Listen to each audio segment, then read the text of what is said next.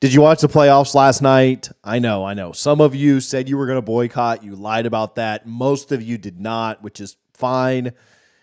But if you watched them, then you saw what I saw. And you saw what we've been telling you for about the last month.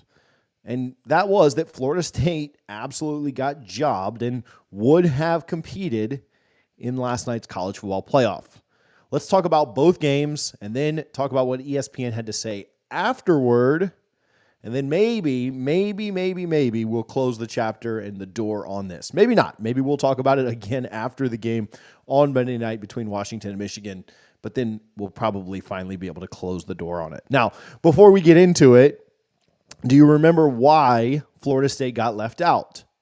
Do you remember what they said? Well, a lot was said about them not having a quarterback and then winning a couple of close, grinded out, low-scoring defensive type games. Well, the score in the Michigan-Alabama game, which was where we'll start, was exactly that. Through three quarters, it was a grinded out, low-scoring defensive game. It was 13-10 going into the fourth, and now overtime and some bad defense late inflated that final. But the game was absolutely a defensive dogfight, one that Florida State's defense would have certainly been in. Alabama had 10 points through three quarters. And even if you think that Alabama's offense is 10 points better than Florida State's, at very most, it would have been a two-score game going into the fourth quarter. Maybe Florida State having no points and Michigan having 13. I don't think that would have been the case, but I do think that there's a chance that that's how it plays out. I think that Florida State's defense would have certainly had them in it. And when you look at what Florida State's defense did since Jordan Travis went out, they gave up a total of 19 points, one of those being to an SEC team who was playing at home, and then the other being in a conference championship game to a team who had averaged 30-plus points a game. What about quarterback play? Jalen Milroe was absolutely terrible. He had 116 yards passing. For context there, Brock Glenn had 139 yards against UGA with two of his top running backs out, two of his top wide receivers out, his top tight end out, some offensive linemen missing and injured. Milroe, though, played with every single weapon at his disposal. Tate Rodemaker had more yardage against Florida when the Noles took on the Gators in the swamp than Milroe had. Milroe ran the ball 21 times for 63 yards. That's 3 yards a carry. You don't think Lawrence Toafili could have given you that offensive output from the Wildcat? You don't think Trey Benson could have run for 3 yards a carry last night? Remember who this Bama team is. I understand that they beat UGA when the Dogs had a bad day in Atlanta. But they've been a team who barely beat some really bad teams this year, who skated by a bad Auburn team. They were a team who skated by a bad Arkansas team. They were a team who skated by a Texas A&M team that had to fire their coach, who you guys are all very familiar with. And again, they are a bad team who skated by USF here in Tampa. They also, reminder, something that Florida State did not do through their first 13 games, lost a game to Texas by double digits on their home field. Florida State versus Michigan. We talked about what kind of matchup that would be. That would have been a very defensive, grinded out, low-scoring game. I don't think Michigan has the offensive capability to run away with any type of a game. Florida State's and Alabama's defenses are very similarly ranked when you looked at advanced metrics. And so it may not have been a super exciting game. I don't necessarily think that Tate Rodemaker or Brock Glenn would have been just lighting it up and down the field. But I do think that the Noles defense could have kept them in this game. And if you watched the game yesterday, I think that played itself out. That was proven to have probably been the scenario that would have taken place. Now, would the Noles have definitely won? Would they have definitely beaten Michigan? I don't think it's out of the question. I don't think you can definitively say, yes, they absolutely would have won based on what happened yesterday. But to think that they didn't have a chance, to think that they had any less of a chance than Alabama, who lined up a running back and let him toss the ball around and play quarterback a little bit, I think it's far-fetched to think that the Noles could not have been in it. Now, what about the second game? Washington and Texas. Let's talk about that. But just before I do, I want to give some love to my friend over at Got Spears. That's John Lojan. My guy John over there does a phenomenal job. If you've been out at any of our recent tailgates, you've seen me light the spear at times. If you guys need one or you need anything like the 6-foot spear that I've got and that you see in some of these pictures, go over to gotspears.com right now. He's got a promo running that you can get $50 off most of the items. You can go to gotspears.com and use code TAKE50. If you're up in Tallahassee, you can get your spear quicker and free of shipping. Reach out to him today. Again, these are the best on the market. I've got one. It's out at the tailgate all the time. Rush shipping is available. Know that a lot of you have ordered and you're still waiting on your items to come in. I'm telling you that rush is worth it. But go pick up a spear today. Go get a tomahawk right in the gator head. I know you guys like that too. Gotspears.com. Whether you're looking for an alligator with a tomahawk in it, a 6-foot lighting spear, a 6-foot spear to hang, whatever you're looking for, let him get you taken care of. Whatever you're needing for your man cave, he'll help you out. Gotspears.com. My guy John will get you taken care of. Now, in that night game, you saw a much better offensive game being played. Or at least that's what you thought you saw. What you really saw was more offense because both defenses played pretty poorly. Washington, who would have been FSU's opponent had they made the 3 seed, had the 30th ranked defense in the country, while Florida State had about the 6th ranked defense based on which advanced metrics you're looking at. Washington scored 37 on Texas. The Noles didn't give up 30 points all year. In fact, Florida State was getting crushed for their offensive performances to end the year without Jordan Travis, but Washington was only able to put up 22 and 24 points in their final 2 games of the year against Oregon State and Washington.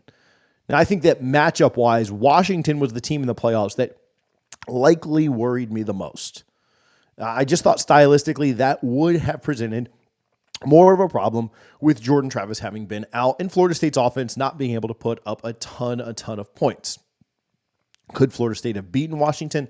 Absolutely. I think Penix, a high-paced offense, and a defense like ours that may have gotten worn down over time may have spelled trouble. However, the game here isn't necessarily my major takeaway. I thought that Texas got gifted some points. I certainly don't think Texas played well enough to be in it.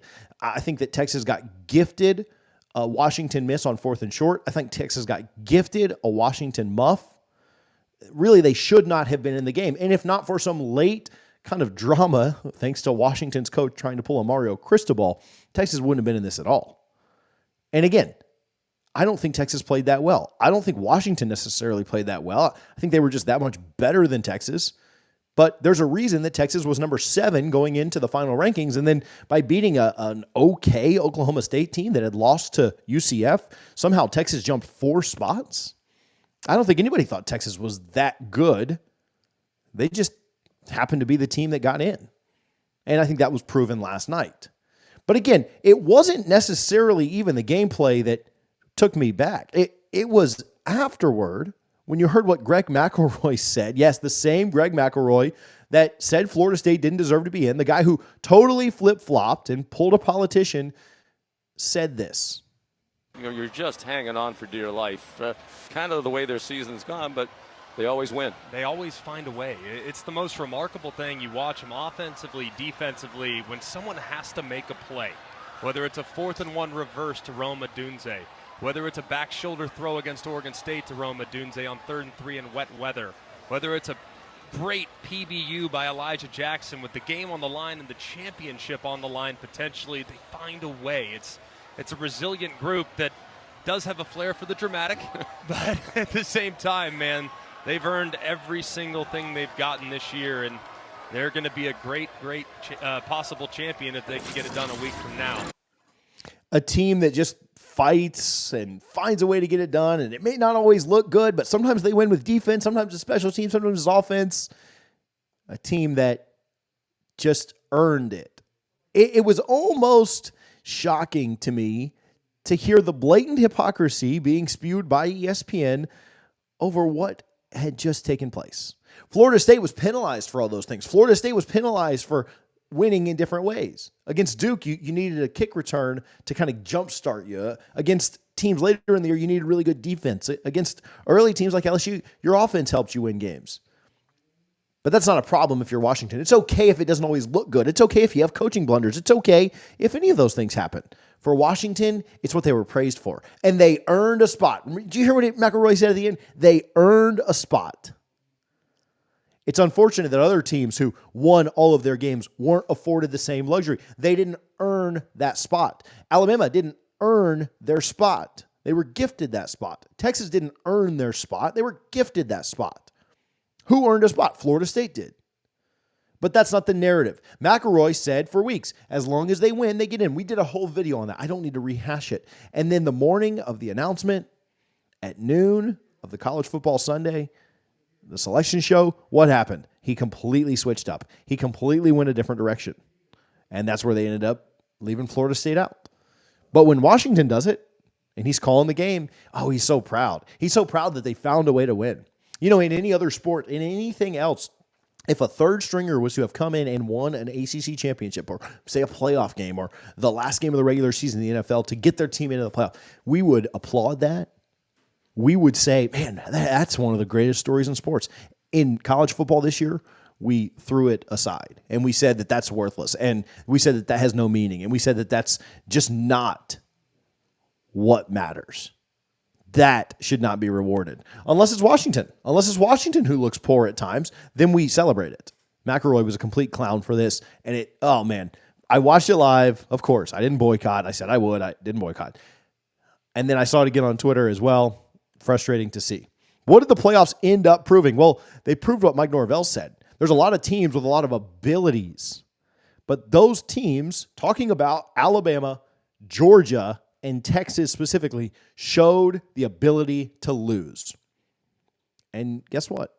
Both of the one-loss teams that got into the college football invitational, who had shown all year an ability to lose, what did they do?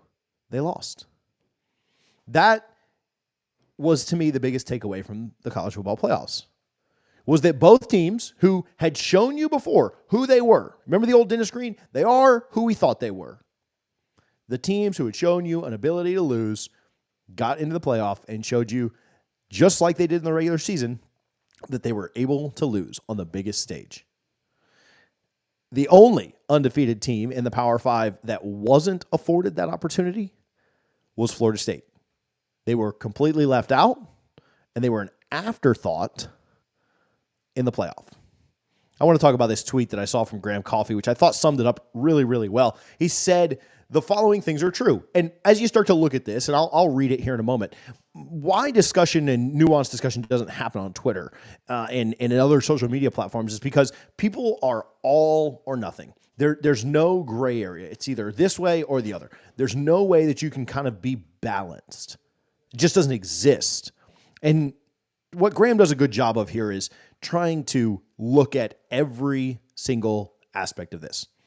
Graham covers UGA. We had him on when we were talking about the LJ McCray recruitment. He said the following things are true. Saban is the GOAT college football coach. This may have been his best coaching job. Yeah, Alabama wasn't as good this year as they normally are, and he got them up to 11 wins, 12 wins in the SEC championship, and that's impressive. Bama got a massive gift from the College Football Playoff Committee. Yes, they did. They should not have been in. Everyone knows that. Your SEC mouth breather Homer friends may not agree with it, but everyone else knows it. And even the guy who covers UGA can say Bama got a gift. Now, they didn't cash in on that gift. They lost last night. Absolutely true. Florida State, we mentioned this, could have put up 116 passing yards and 4.4 yards per play with 15 practices to prep a backup QB. Or they could have run the Wildcat 18 times to equal the same amount of rush attempts that Milroe had. Absolutely. Agree with that too. ESPN talking heads get on TV every summer and tell us the year after Alabama doesn't achieve their goals is the time to bet on them. Well, the Tide haven't won a non-COVID title since 2017. And Bama is the only SEC team to ever lose in the college football playoff semifinal. They've done it twice. Saban could win another national title, but it is time for ESPN and the college football playoff to stop giving his program the benefit of the doubt that nobody else in college football receives. And I think that's fair. I think it's fair to say that Alabama got some benefit of the doubt when it came to putting them at number 4 over Florida State. They got some benefit of the doubt, not only because Florida State had an injured quarterback, not only because Florida State hadn't looked so good in their eyes offensively against Louisville and Florida. They got some benefit of the doubt because they were in the SEC, and certainly they wanted an SEC program in there. But it's probably time for that to stop. It's probably time for us to stop thinking of Alabama as the monster that they were a few years ago. Now, Alabama's still very good. I still think they're a top 6, 7 team in the country. If I had to re-rank my top 6 right now, I'd have Washington 1, Michigan 2, Florida State 3, Georgia 4, Texas 5, Alabama 6. I think they're a top 6 team in the country. I think that's pretty apparent based on what they've done this year, based on who they've beaten. But I don't think they're God's gift to college football anymore. I think that's fair to be somewhere in the middle of that. And an SEC guy, a guy who covers Georgia, says, listen, what have they done outside of a COVID championship where everyone basically played by their own rules? There was no real college football. There was conference football, and then we tried to put a champion together, which was a complete nightmare, and you had 3 blowouts in the playoff and the national title game. But I think it's time to stop giving Alabama the benefit of the doubt. Florida State would have played Michigan just as well as Alabama did yesterday. There's no question about it. Would they have won? I don't know. It doesn't matter. Alabama didn't win. Alabama now has 2 losses, and at full strength, Florida State has none. Trying to use the Orange Bowl and the opt-out exhibition as justification for anything is silly. And I know some of you morons are going to do that in the comments because you're haters and you tune in because you enjoy seeing a winning team's videos. I don't know why you do it, but you do. Using the Orange Bowl as justification for anything is silly. But even if you do, Florida State lost 1 time this year. There are only 2 other teams that have lost less. And most Florida State fans aren't going to fight you that those should be the top 2 teams in the country. What they will fight you about is the fact that Florida State should have been number 3, at worst number 4, and in the college football playoff. And if the college football playoff didn't prove anything else, it proved that those teams who lost in the regular season, those teams who were losers in the regular season, were the same thing when the rubber met the road in the playoff. They were yet again losers. The only team who, at full strength, is going to be at the end of the year able to say they never lost a game with their full complement of players, well, it's going to be one team that comes victorious out on the other side on Monday night, and the other one's going to be Florida State. And it's going to be something we all knew to be the case. It's going to be something we all knew was going to happen. Again, the Orange Bowl being no justification for anything that happened this year, Florida State got screwed. And the college football playoff on Monday night proved that. Listen, excited about the new year, excited to move on from this, but I've had a lot of questions about it. I've had a lot of you ask about it, and so I wanted to give my thoughts, share my opinion on it. Happy to hear yours, whether you're for or against it, in the comments. We are moving past this. We've done a lot already looking up ahead at 2024, and we're going to do even more there. Check out gotspears.com. Mine's sitting right over there in the corner. I will one day get it over here and get it on screen, on camera. It's tough because it's 6 foot tall. It's also got fire marks and everything else on it from lighting it at the tailgates. But go check out gotspears.com. Go check my guy John out. He will do a phenomenal job for you and get you a good spear you can use either at your tailgates, you can mount it, whatever you're needing to do. So thank you guys for tuning in. Happy New Year again. We love you guys. Go Noles.